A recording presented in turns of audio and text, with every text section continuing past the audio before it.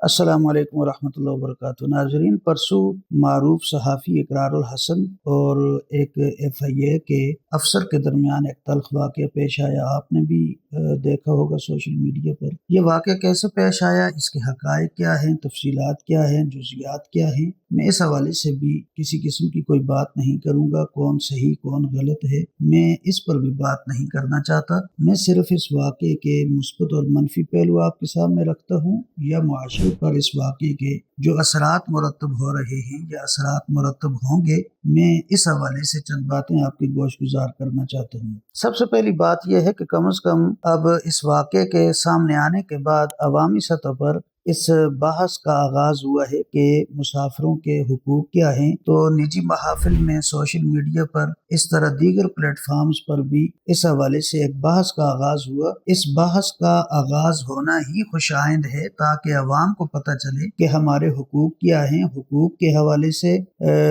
जो डिस्कशन है, ये कम से कम अवाम में आगाही पैदा करने का एक बहुत बड़ा ज़रिया है। दूसरा एक मुस्बत पहलू ये भी हो सकता है कि कम से कम इस वाक़ये की वीडियो सामने आने के बाद जो सरकारी अहलकार या हुकाम हैं, कम से कम वो अपने रवैये में बहुत नुमायां तब्दीली लाएंगे। वरना अगर वो अपने रवैये में तब्दीली नहीं लाएंगे तो उनको इस तरह के हालात या इस तरह के वाक़यात का सामना करना पड़ेगा, या मुसाफिरों की तरफ से इस नौ का रद्द-ए-अमल उनके खिलाफ भी आ सकता है। तो इस वजह से ये जो सरकारी अहलकार हैं, खा एयरपोर्ट्स पर हों, खा जो रेलवे स्टेशन है उन पर हों, या जहाँ कहीं भी हो, दीगर दफातर हैं इदारों के, तो कम से कम ये जो हुकाम हैं, सरकारी अफसरान हैं, कम से कम ये अपने रवैये में तब्दीली ज़रूर लाएंगे और इनके ज़हन में ये बात होगी कि अगर हमने मुसाफिरों के साथ या अवाम के साथ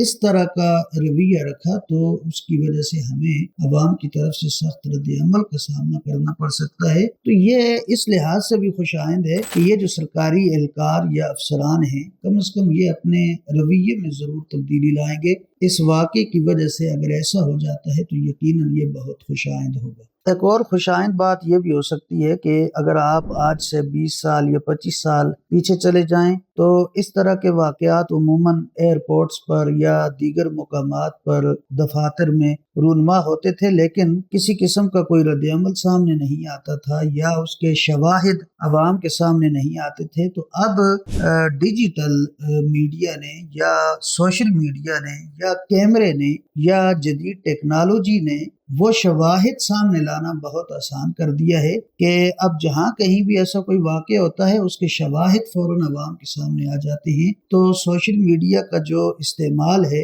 वो ज़्यादा मुअस्सिर और ज़्यादा मुफीद समझा जाने लगा है इस हवाले से। तो ये भी खुशाइंद है कि सोशल मीडिया का इस्तेमाल हो रहा है और ऐसे मौके पर सोशल मीडिया की जो ताकत है वो सामने आ रही है, तो ये भी खुशाइंद बात है। फिर इसमें एक मनफी पहलू ये भी है कि इस तरह सोशल मीडिया के ज़रिए या सोशल मीडिया की इस कुव्वत को इस्तेमाल करके किसी भी शख्सियत का, किसी भी अफसर का, किसी भी इदारे के मुलाजिम का मीडिया ट्रायल हो सकता है। तो ये तो बहुत आसान हो जाएगा कि किसी भी अफसर के खिलाफ या किसी भी इदारे के खिलाफ या किसी भी मुलाजिम के खिलाफ मीडिया के ज़रिए उसका ट्रायल शुरू हो जाएगा। यकीनन ये भी एक इसका मनफी पहलू है। इस तरह के वाक़यात का मुआशरे पर एक अच्छा असर यह पड़ता है कि कम से कम अवामी सतह पर शऊर बेदार होता है, अवामी सतह पर बेदारी पैदा होती है, लोगों को पता चलता है कि हमारे हुकूक क्या हैं, कब हमें क्या करना है और कब अफसरान को क्या करना होता है और क्या नहीं करना होता। तो इस हवाले से कम एक शऊर और एक बेदारी पैदा होती है। इस तरह के वाक़यात से अगर अवाम में अपने हुकूक के हवाले से शऊर पैदा हो, बेदारी पैदा हो, ये भी बहुत अच्छा असर है इस तरह के वाक़यात का। तो ये चंद बातें थी इस वाक़े के हवाले से जो मैंने आपकी गोशगुजार कर दी। मुस्बत और मनफी पहलू आपके सामने आ गए। मुआशरे पर इसका क्या असर है वो भी मैंने आपको बता दिया। बाकी कौन हक पर है, कौन गलत है, कौन सच्चा है, कौन झूठा है, इस वाक़े की क्या तफसीलात हैं, क्या जुज़ियात हैं, मैं उस बहस में बिल्कुल नहीं पड़ा। इस वाक़े के जो मुस्बत और मनफी पहलू थे, इसी तरह मुआशरे पर इस वाक़े का क्या असर पड़ता है, ये सारी बातें मैंने कोशिश की आपको बता दी जाएं। मुझे इजाज़त दीजिए। अस्सलाम वालेकुम व रहमतुल्लाहि व बरकातहू।